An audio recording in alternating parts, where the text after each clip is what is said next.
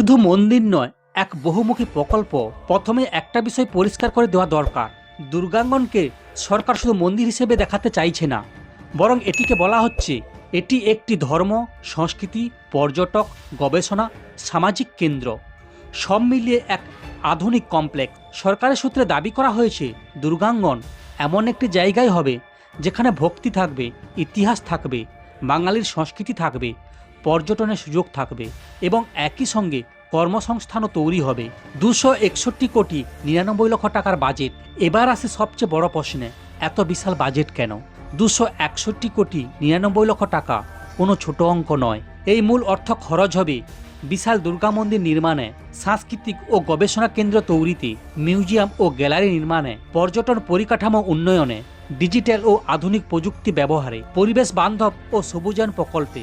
সরকারের বক্তব্য, এই টাকা শুধুমাত্র ইট, বালি, সিমেন্টে নয়, বরং দীর্ঘমেয়াদী রাজ্য উন্নয়নে বিনিয়োগ। কি থাকছে দুর্গাঙ্গনে? প্রথম, দুর্গা মন্দির, বিশাল আকারের দুর্গা প্রতিমা, স্থায়ী মূর্তি, বাঙালি স্থাপত্যের ছাপ। এই মন্দিরটি শুধু পুজোর সময় নয়, সারা বছর দর্শনার্থীদের জন্য খোলা থাকবে।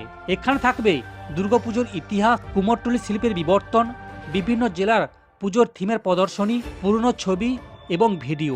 এটি মূলত ভবিষ্যৎ প্রজন্মের জন্য একটি জীবন্ত ইতিহাস পাঠশালা। এখানে কাজ করবেন গবেষক, ঐতিহাসিক, সাংস্কৃতিক এবং বাংলা ভাষাবিদ, লোকসংস্কৃতি, দেবী দুর্গার সামাজিক ও সাংস্কৃতিক ভূমিকা, এবং তৈরি হবে অডিটোরিয়াম ও সাংস্কৃতিক মঞ্চ, যেখানে নাটক, নৃত্য, সঙ্গীত, ধর্মীয় আলোচনা, সেমিনার ও সাংস্কৃতিক উৎসব। এখানে সারা বছর বিভিন্ন অনুষ্ঠানের আয়োজন করা হবে।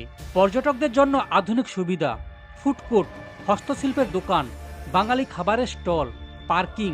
সরকার চাইছে দুর্গাঙ্গন হোক একটি আন্তর্জাতিক পর্যটন কেন্দ্র। ভিআর ও এআর প্রযুক্তিতে দুর্গাপুজোর অভিজ্ঞতা, ডিজিটাল গাইড এবং অনলাইন টিকিট এবং তথ্য কেন্দ্র।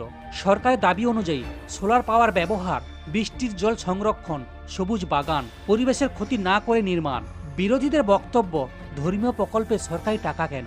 261 কোটি দিয়ে স্কুল, হাসপাতাল করা যেত। এটা ভোটের আগে আবেগ রাজনীতি। সরকারের পাল্টা যুক্তি, দুর্গাপুজো ইউনেস্কোর সংস্কৃতির ঐতিহ্য, এটি ধর্ম নয়, সংস্কৃতি। পর্যটন ও কর্মসংস্থান তৈরি হবে, রাজ্যের অর্থনীতিতে দীর্ঘমেয়াদী লাভ। এতে সাধারণ মানুষের লাভ কি হবে? স্থানীয় মানুষ কাজ পাবে, পর্যটনের ব্যবসা বাড়বে, হোটেল, গাড়ি, দোকান, গাইড, সব ক্ষেত্রেই রোজগার। শিল্পীদের স্থায়ী প্ল্যাটফর্ম, বাঙালির সংস্কৃতির আন্তর্জাতিক প্রচার। এখানে শুধু পুজো নয়, শিক্ষা আছে, শুধু ভক্তি নয়, গবেষণা আছে, শুধু ধর্ম নয়, অর্থনীতি আছে, শুধু আবেগ নয়, পরিকল্পনা আছে। এটা এক ধরনের কালচারাল প্রজেক্ট। দুর্গাঙ্গন সফল হবে না ব্যর্থ, তা বলবে সময়। কিন্তু একথা নিশ্চিত, এই প্রকল্প শুধু ইট পাথরের নয়, এটা আবেগ, সংস্কৃতি আর রাজনৈতিক এক বড় মেলবন্ধন। আপনার কি মনে হচ্ছে, দুর্গাঙ্গন প্রয়োজন, নাকি এই টাকায় অন্য কিছু করা উচিত ছিল? কমেন্টে অবশ্যই আপনার মতামত জানান। ভিডিও ভালো লাগলে লাইক দিন, শেয়ার করুন আর এমন ভিডিও পেতে চ্যানেলটি সাবস্ক্রাইব করবেন। ধন্যবাদ।